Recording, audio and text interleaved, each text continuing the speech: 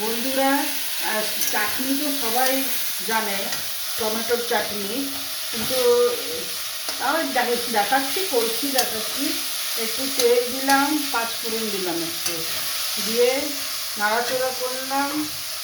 আর একটু স্লাইট নুন দেবো যাতে একটু মজার জন্য একটু স্লাইট নুন দিলাম।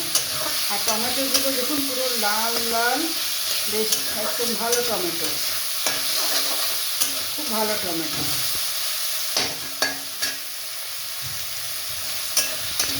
একটু রং আসার জন্য একটু স্লাইট হলুদ দিলাম, না দিলেও চলে, অনেকে দেয় না হলে। রং আসার জন্য দিলাম, না দিলেও চলে, যে যেরকমভাবে করে। আর আমি কিন্তু একদম গুড় দিয়ে টমেটোটা, মানে চাটনিটা চিনি দিয়ে করি না, কিন্তু দারুণ লাগে। একবার গুড় দিয়ে করে দেখবেন, খুব ভালো লাগবে, একবার করে দেখবেন।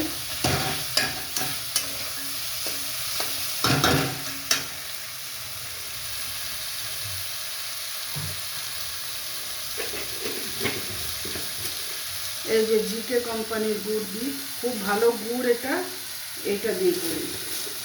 আর রঙটাও একদম গুড়টা দিলে পুরো লাল আসে, পুরো লাল। এই যে গুড়টা দিয়ে দিলাম,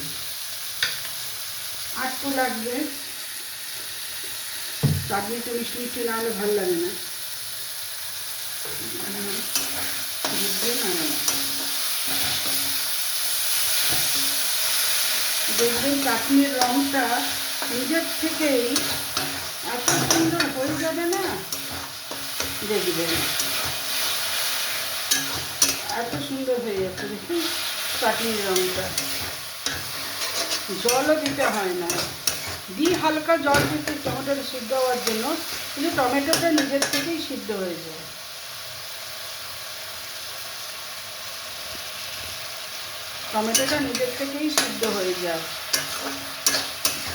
দেখেছেন, জলও দিতে হয়নি। দেখেছেন, গুড়টা দেওয়ার ফলে, চিনিটা দিলে কিন্তু তাড়াতাড়ি রঙটা আসে ঠিকই, কিন্তু গুড়টা দিলে দেখি রঙটা খুব ভালো আসে। এই জন্য আমি গুড়টাকে দিয়েই আমি করি। কিন্তু এত সুন্দর টেস্ট হয় চাটনিটার, দারুণ। একবার করে দেখবেন না গুড় দিয়ে চাটনি টমেটো। অনেকে করে হবে, ভাববে যে দিদি কত জ্ঞান দিচ্ছে, কিন্তু না, একবার করে দেখুন। আমি জলও দিইনি, আস্তে আস্তে নিজের থেকেই গলে যাচ্ছে।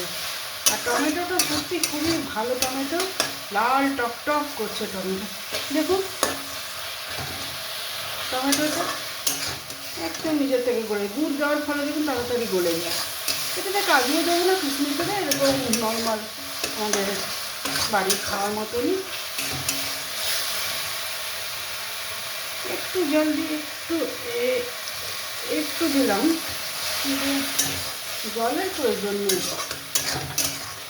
এরকমই চাটনি নিয়ে নেব। কেমন লাগলো চাটনিটা একটু কমেন্টস করে জানাবেন।